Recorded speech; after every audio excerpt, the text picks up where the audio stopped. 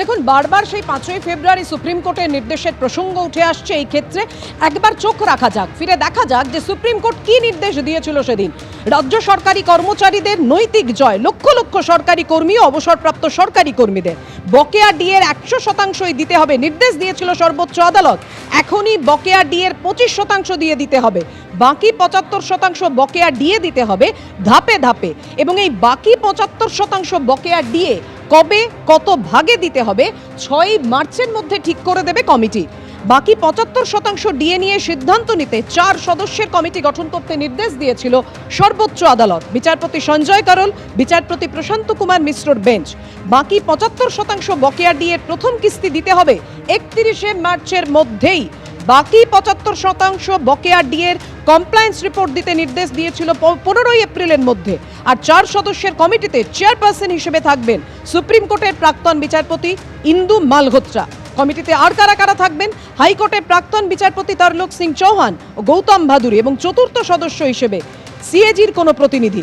বর্তমান ও অবসরপ্রাপ্ত কর্মচারী মিলিয়ে সুপ্রিম কোর্টের এই রায় উপকৃত হবে 12 লক্ষ পরিবার। সুপ্রিম কোর্টের ডিএ মামলায় বড় ধাক্কা খায় রাজ্য সরকার।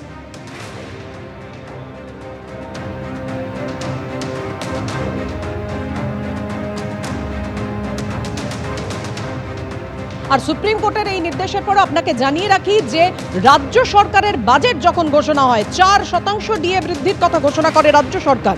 উপকৃত হবেন অবসরপ্রাপ্ত সরকারি কর্মীরাও। 1 এপ্রিল থেকে সেটা কার্যকর হবে। 7ম বেতন কমিশন গঠনের ঘোষণা করে পশ্চিমবঙ্গ সরকার। সুপ্রিম কোর্টে ডিএ ধাক্কার দিনই রাজ্যের অন্তর্বর্তী বাজেটে 4% ডিএ বাড়ানোর ঘোষণা পশ্চিমবঙ্গ সরকারের।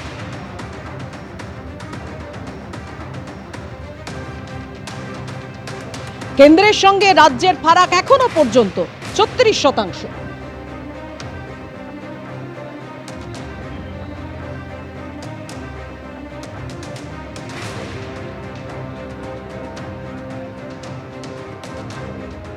গত 5ই ফেব্রুয়ারি কি বলেছিলেন মুখ্যমন্ত্রী মমতা বন্দ্যোপাধ্যায় সুপ্রিম কোর্টের নির্দেশের পর, এবং 10ই ফেব্রুয়ারি দেখুন পরপর।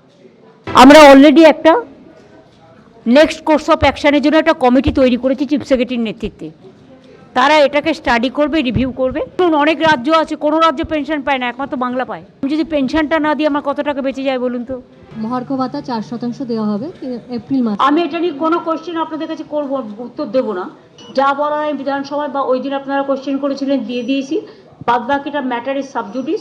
আমি সাবজুডিস ব্যাপারে কোনো কমেন্টসে যাব না। মুখ্য সচিব এবং অর্থ সচিবকে আদালত অবমাননার নোটিশ ধরিয়ে দিল ডিএ নিয়ে কর্মচারীদের সংগঠন।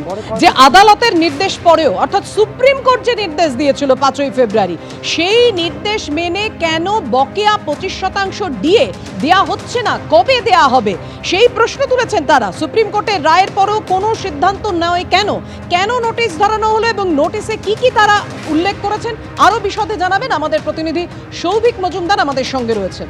জানাও সৌভিক। দেখো, প্রথমত confederation of state government employee তাদের তরফ থেকে যারা আইনজীবীরা রয়েছেন তারা নোটিশ পাঠিয়েছেন রাজ্যের মুখ্য সচিবকে এবং অর্থ সচিবকে। এবং এই নোটিশ পাঠানোর কারণ হলো, তোমার মনে থাকবে যে গত 5ই ফেব্রুয়ারি সুপ্রিম কোর্টের তরফ থেকে যখন নির্দেশ দেওয়া হয় এই মহার্ঘ ভাতা সংক্রান্ত বা ডিএ সংক্রান্ত মামলায়, সেই মামলায় বলা হয়েছিল যে অবিলম্বে এই বকেয়া যে ডিএ রয়েছে তার 25% দিয়ে দিতে হবে। এখন কর্মচারীদের বক্তব্য হচ্ছে সে বিষয়ে এখনো পর্যন্ত চূড়ান্ত কোনো সিদ্ধান্ত এই সরকারের তরফ থেকে নেওয়া হয়নি। এবং তাদের বক্তব্য হলো যে যখন সুপ্রিম কোর্টের তরফে এই নির্দেশ দেওয়া হয় তার ঠিক পরেই তারা এবং তাদের আইনজীবীরা সুপ্রিম কোর্টে যায়, তারা নবান্নে যান এবং গিয়ে সেখানে এই রায়ের যে কপি রয়েছে এবং রায়ে কি বলা রয়েছে সেই সম্পর্কে প্রশাসনিক শীর্ষকর্তাদের অবগত করে আসেন, নোটিশ দিয়ে আসেন। কিন্তু তারপরেও এই বকেয়া ডিএর 25% মেটাবার বিষয়ে সরকারের তরফ থেকে এখনো পর্যন্ত কোনো স্পষ্ট দিক নির্দেশ বা স্পষ্ট কোনো বার্তা নেই। সেই কারণেই তারা অবমাননার এই নোটিশ তারা এ রাজ্যের অর্থ সচিবকে এবং মুখ্য সচিবকে পাঠিয়েছেন। ফলে এখন দেখার এই নোটিশ পাওয়ার পরে নবান্নের তরফ থেকে কি পদক্ষেপ গ্রহণ করা হয়।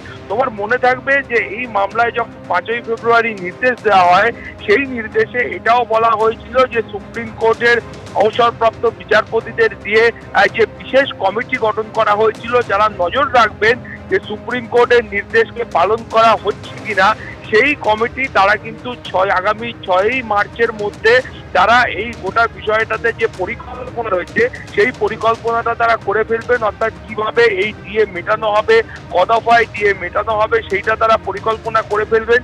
এবং তার পাশাপাশি 31শে মার্চের মধ্যে প্রথম যে কিস্তির ডিএ রয়েছে এরকম হওয়ার সেই নির্দেশক সুপ্রিম কোর্টের তরফ থেকে দেওয়া হয়েছিল।